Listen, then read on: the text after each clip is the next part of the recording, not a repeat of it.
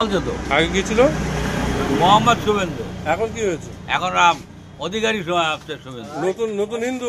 হ্যাঁ, তাই এই জন্য এত ঝামেলা। এই জন্য এত ঝামেলা করছে।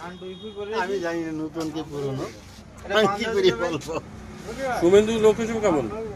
ভালো না, নিঃসন্দেহে সবাই জানে।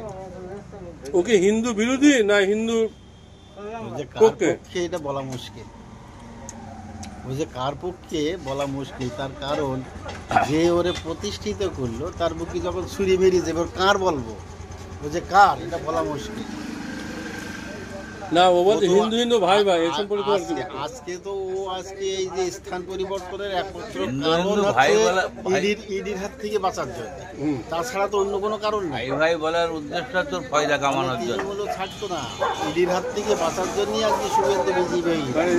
শুভেন্দু কি চোর? অবশ্যই নিঃসন্দেহে নিঃসন্দেহে 100-100